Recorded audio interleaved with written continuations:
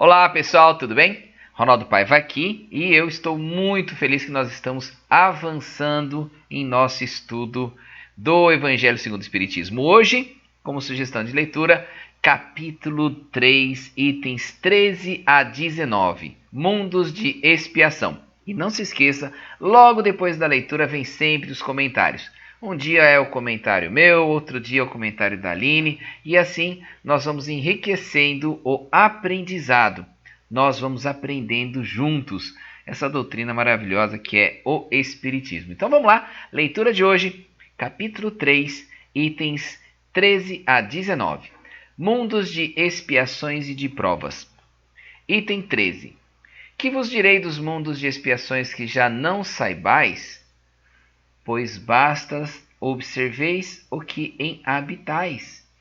A superioridade da inteligência em grande número dos seus habitantes indica que a Terra não é um mundo primitivo, destinado à encarnação dos espíritos que acabaram de sair das mãos do Criador.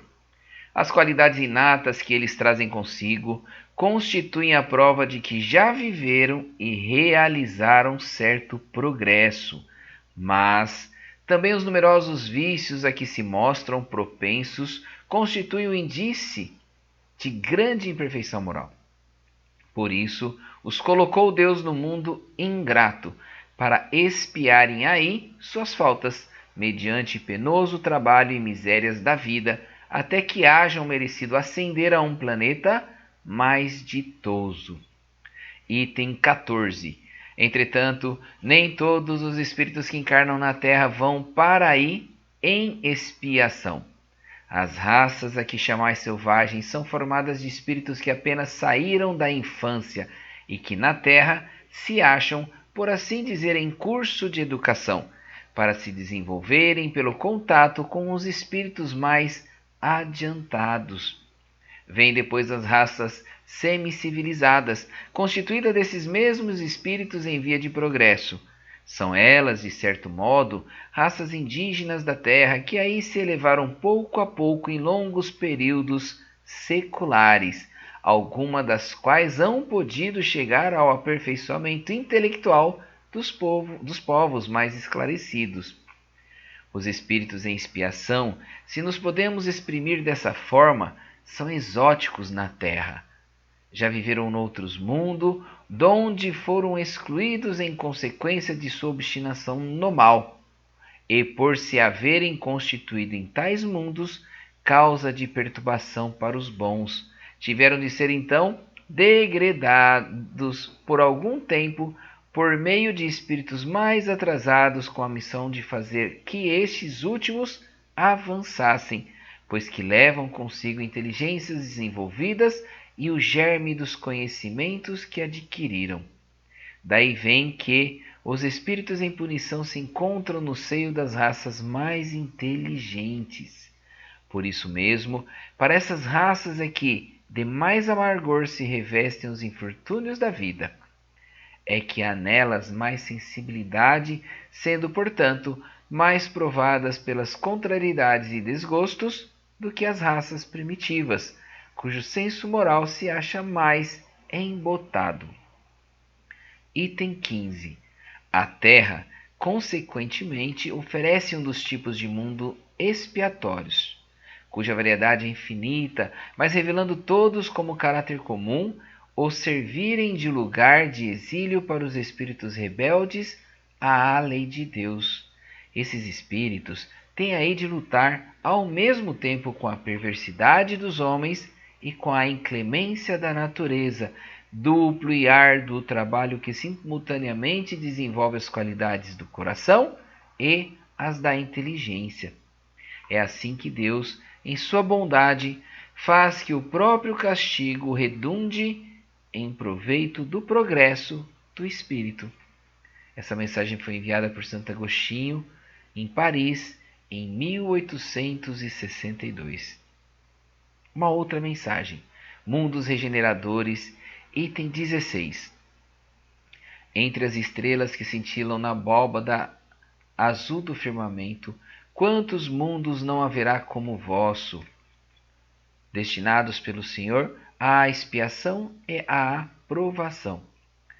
mas também os há mais miseráveis e melhores, como os há de transição, que se podem denominar de regeneradores. Cada turbilhão planetário a deslocar-se no espaço em torno de um centro comum arrasta consigo seus mundos primitivos, de exílio, de provas, de regeneração e de felicidade. Já se vos há falado de mundos onde a alma recém-nascida é colocada, quando ainda ignorante do bem e do mal, mas com a possibilidade de caminhar para Deus, senhora de si mesma, na posse do livre-arbítrio. Já também se vos revelou de que amplas faculdades é dotada a alma para praticar o bem, mas há as que sucumbem, e Deus, que não as quer aniquiladas, lhes permite irem para esses mundos onde, de encarnação em encarnação, elas se depuram, se regeneram e voltam dignas da glória que lhes fora destinada. Item 17. Os mundos regeneradores servem de transição entre os mundos de expiação e os mundos felizes. A alma penitente encontra neles a calma e o repouso e acaba por depurar-se. Sem dúvida, em tais mundos o homem ainda se acha sujeito às leis que regem a matéria. A humanidade experimenta as vossas sensações e desejos, mas liberta das paixões desordenadas de que sois escravos, isenta do orgulho que impõe silêncio ao coração, da inveja que a tortura, do ódio que a sufoca. Em todas as frontes vê-se escrita a palavra amor. Perfeita equidade preside as relações sociais, todos reconhecem Deus e tentam caminhar para Ele, cumprindo-lhe as leis. Nesses mundos, todavia, ainda não existe a felicidade perfeita, mas a aurora da felicidade. O homem lá é ainda de carne e por isso sujeito às vicissitudes de que libertos só se acham os seres completamente desmaterializados. Ainda tem de suportar provas, porém sem as pungentes angústias da expiação. Comparados à terra, esses mundos são bastante ditosos e muitos dentre vós se alegrariam de habitá-los, pois que eles representam a calma após a tempestade, a convalescença após a moléstia cruel. Contudo, menos absorvido pelas coisas materiais, o homem divisa melhor do que vós o futuro. Compreende a existência de outros gozos prometidos pelo Senhor aos que deles se mostrem dignos. Quando a morte lhes houver de novo ceifado os corpos, a fim de lhes outorgar a verdadeira vida, então liberta, a alma pairará acima de todos os horizontes. Não mais sentidos materiais e grosseiros, somente os sentidos de um perispírito puro e celeste, a aspirar as emanações do próprio Deus, nos aromas de amor e de caridade que do seu seio emanam. Item 18. Mas nesses mundos ainda falível o homem e o espírito do mal não há perdido completamente o seu império. Não avançar é recuar, e se o homem não houver firmado bastante na senda do bem, pode recair nos mundos de expiação, onde, então, novas e mais terríveis provas o aguardam. Contemplai, pois, à noite, à hora do repouso e da prece, a abóbada azulada e das inúmeras esferas que brilham sobre as vossas cabeças. Indagai de vós mesmos quais as que conduzem a Deus, e pede-lhe que o mundo regenerador vos abra seu seio após a expiação na terra. Santo Agostinho, Paris 1862. E com esta mensagem, queridos irmãos em Cristo, finalizamos a leitura do dia de hoje. Mas agora fique com os comentários do dia de hoje. Até a próxima. Até mais. Tchau, tchau. Bom dia! Bom dia a todos. Vamos continuar no capítulo 3. Há muitas moradas na casa do meu pai. E hoje os itens de 13 a 19. Vamos iniciar o áudio pelos itens 13, 14 e 15, mundos de expiações e de provas. E o entendimento do que seria expiação e o que seria provação em nossas vidas. Bom, no livro Consolador, Emmanuel diz que a provação é a luta que ensina ao discípulo rebelde e preguiçoso o caminho do trabalho e da edificação. Já a expiação é a pena imposta ao malfeitor que comete o crime. Então fica entendido para a gente que as provas são testes, são oportunidades benditas, concedidas por Deus, Pai de infinita bondade. Já as expiações são as reações dos nossos atos, que decorrem de nossas faltas cometidas. E sempre com o objetivo de auxílio e amor, visando a reeducação do espírito. Vamos perceber que esse sistema dos mundos de provas e expiações é o que nós estamos vivendo. É muito perceptível. Basta olharmos os nossos comportamentos e a nossa volta. Vivemos em constantes desequilíbrios e desarmonias. Basta olharmos quantas misérias e como o mal se sobrepõe. Temos conhecimento de como ainda temos enraizados o orgulho e o egoísmo, as nossas fragilidades, os nossos vícios. Mas já possuímos um grau de inteligência. E isso nos difere dos mundos primitivos. E esse grau de inteligência que demonstra no nosso mundo tem um avanço na ciência, na tecnologia. O nosso intelecto desenvolveu esse grau de inteligência que se expande, mas pelas nossas inferioridades morais, a nossa inteligência ainda persevera no mal, nos nossos vícios. Proveniente do pouco desenvolvimento moral, nos faz usar a inteligência para vantagens próprias, para nós, para os nossos escolhidos. As nossas qualidades inatas já entendem que devemos buscar pela inteligência a felicidade. E nós estamos no caminho dessa evolução. Mas, com dificuldades e entender, temos uma enorme dificuldade para entender que as provas e as expiações são bênçãos.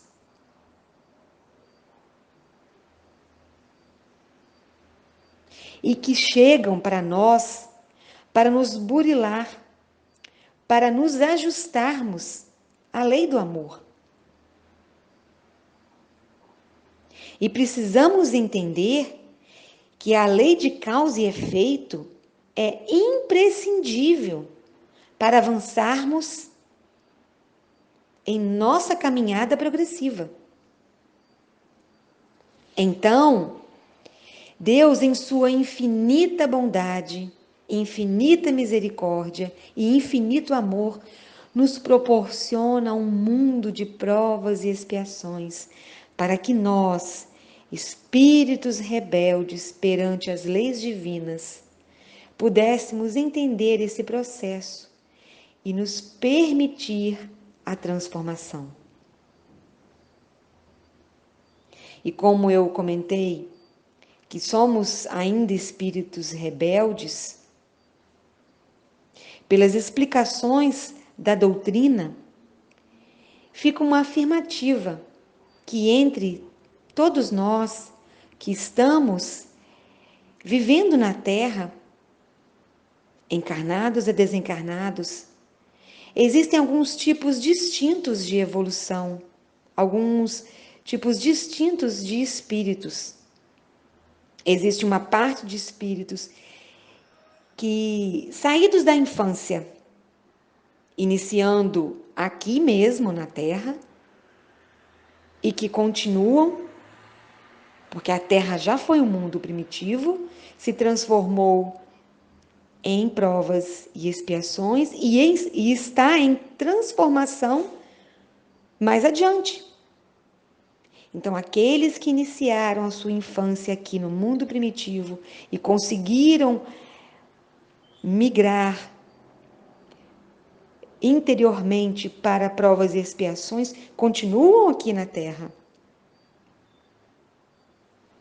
E os que vieram de outros mundos primitivos, com condições de desenvolvimento, e aqui se mantém. Outros são os espíritos que fizeram a sua evolução em outros mundos, mas não evoluíram moralmente, não acompanharam a evolução. Então, vieram para cá para caminhar de acordo com a necessidade e desenvolvimento, porque eles não evoluíram como os mundos que eles estavam habitando. E eles não poderiam continuar lá, porque eles necessitavam de novas caminhadas para desagarrar dos hábitos negativos e desenvolver as qualidades morais. Então vieram para a Terra. E existem também na Terra outra parte de espíritos que são mais evoluídos, que evoluíram nesses milênios e que se encontram em estágios mais avançados. Então nós temos distinções de espíritos em evolução. E o item 15, que ele fala exclusivamente da Terra, que a Terra é um dos planetas que fazem parte dos muitos mundos expiatórios. E o nosso planeta, que é um grande pronto-socorro e também um planeta escola. Vivendo a lei do progresso, o nosso planeta está em evolução também, assim como nós. Já vivemos esse período de transição para a nova mudança. Esse período iniciou no século passado e que não sabemos quando findará. Não há data precisa. Depende de cada um de nós, da nossa evolução. Estamos nos transformando e progredindo. E a vida, ela é dinâmica. E atualmente, nos dias de hoje, a evolução se faz no nosso planeta, no nosso mundo Terra e no nosso mundo interno. Então, cabe a nós refletir sobre a evolução. E para os mundos regeneradores, que é o próximo áudio, o nosso planeta já está nessa transformação. E nós? Iremos continuar no nosso planeta e sermos regeneradores? Ou iremos migrar para outros mundos de provas e expiações e recomeçar a caminhada? Isso depende exclusivamente de cada um de nós, de nosso livre arbítrio. Então, pessoal, continuando aqui, agora os itens 16, 17 e 18, que falam dos mundos regeneradores. E afinal, eu pergunto a vocês, o que é regenerar? O significado é gerar ou produzir novamente. É formar-se de novo, dar nova vida. Daí entendemos a necessidade desses mundos em nós, desses mundos para nós. E os mundos regeneradores servem de transição entre os mundos de expiações e de provas para os mundos felizes. É o meio entre esses dois. E tornar-se mundo regenerador é a próxima fase da Terra. É o alvo para o qual devemos nos esforçar para atingir. Porque nesses mundos, o espírito está liberto de muitos sofrimentos necessários. Ainda passam por provas e expiações, mas não são com a mesma intensidade que temos agora, porque já entendem as coisas de uma outra forma, ou seja, não precisam passar pelas mesmas dificuldades que nós passamos agora. Porque compreendem a continuidade da vida, sentindo o amor crescendo dentro de si. Sua percepção espiritual se amplia e antevê o futuro, colocando-se acima dos horizontes materiais. Sentem-se participantes e colaboradores do Pai e de total confiança nas leis divinas. Esforçam-se mais e mais no bem, no bem-estar coletivo. Nestes mundos, o espírito não se libertou totalmente da matéria, totalmente do mal. E claro, podem falhar, mas entende o progresso, porque confiam, porque já passaram pelas tempestades e se esforçam ao máximo para se alinharem ao bem.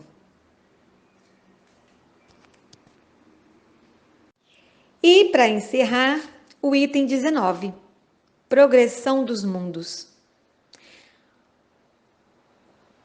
Mais uma belíssima instrução de Santo Agostinho.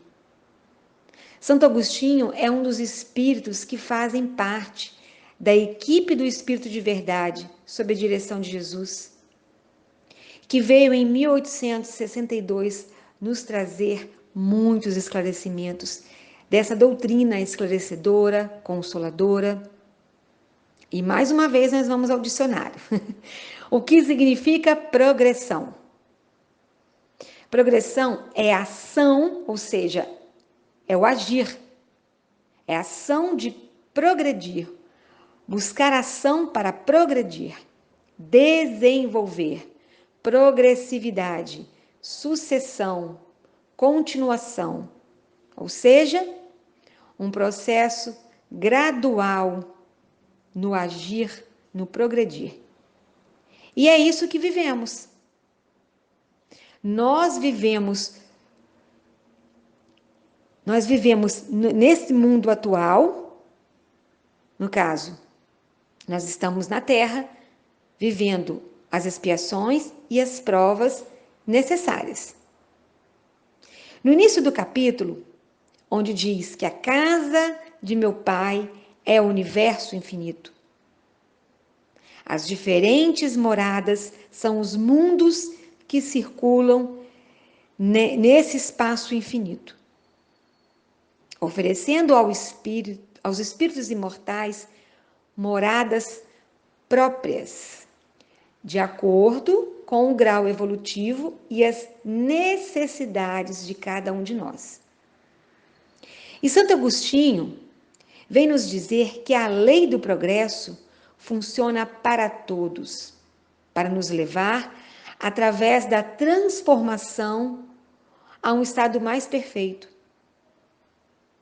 Pois tudo morre para renascer. Nada fica estacionado, estagnado. Todos os seres e tudo à nossa volta necessita de progresso. E em tudo há um dinamismo para atuar nessa progressão. Agora vamos ver essa progressão em nós. Estamos vivendo um longo período de transição, onde o mal, a violência, tornam-se visíveis e estão ao nosso redor, podendo ser de inúmeras formas no nosso cotidiano. Por exemplo, pelos meios de comunicação.